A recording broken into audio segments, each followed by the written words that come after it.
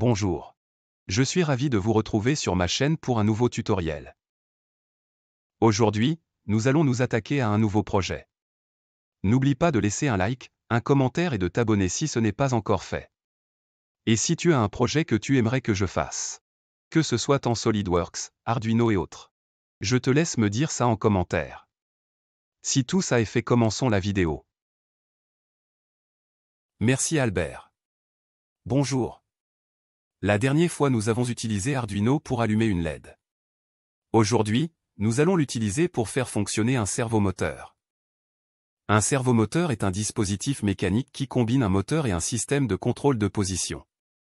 Il est largement utilisé dans de nombreux domaines, notamment la robotique, l'automatisation et les projets électroniques. La principale utilité d'un servomoteur réside dans sa capacité à contrôler précisément la position angulaire d'un arbre de sortie. Cette fonctionnalité en fait un choix idéal pour des applications telles que le contrôle de mouvement, la stabilisation de caméras, le positionnement précis d'objets ou l'animation de systèmes mécaniques. Les servomoteurs sont souvent utilisés avec des microcontrôleurs tels que l'Arduino pour faciliter leur intégration dans des projets électroniques. Grâce à leur conception compacte, leur précision et leur facilité de contrôle, les servomoteurs offrent une solution fiable et polyvalente pour de nombreuses applications nécessitant un mouvement précis et contrôlé. La ligne hashtag include indique que nous utilisons la bibliothèque servo pour contrôler un servomoteur. La variable POS est déclarée et initialisée à 0. Elle sera utilisée pour stocker la position actuelle du servomoteur. La variable servo9 est déclarée comme un objet de la classe servo. Cet objet sera utilisé pour contrôler le servomoteur connecté à la broche 9 de l'Arduino. La fonction setup est la première fonction appelée lorsque le microcontrôleur Arduino démarre. Dans ce cas, elle attache le servomoteur à la broche 9 de l'Arduino et spécifie les valeurs de largeur d'impulsion minimale, 5 cents, et maximale, 2005 cents, pour le signal de contrôle du servomoteur. La fonction loop est la fonction principale qui s'exécute en boucle une fois que la fonction setup a été exécutée. Dans ce cas, elle effectue une rotation progressive du servomoteur de 0 à 180 degrés, puis de 180 à 0 degrés, avec un délai de 15 millisecondes entre chaque position. La première boucle for commence avec POS initialisé à 0 et s'exécute tant que POS est inférieur ou égal à 180. À chaque itération, la position du servomoteur est définie sur POS à l'aide de la méthode write, puis il y a un délai de 15 millisecondes. Après la première boucle, la seconde boucle for commence avec POS initialisé à 180 et s'exécute tant que POS est supérieur ou égal à 0. À chaque itération, la position du servomoteur est définie sur POS à l'aide de la méthode write, puis il y a un délai de 15 millisecondes.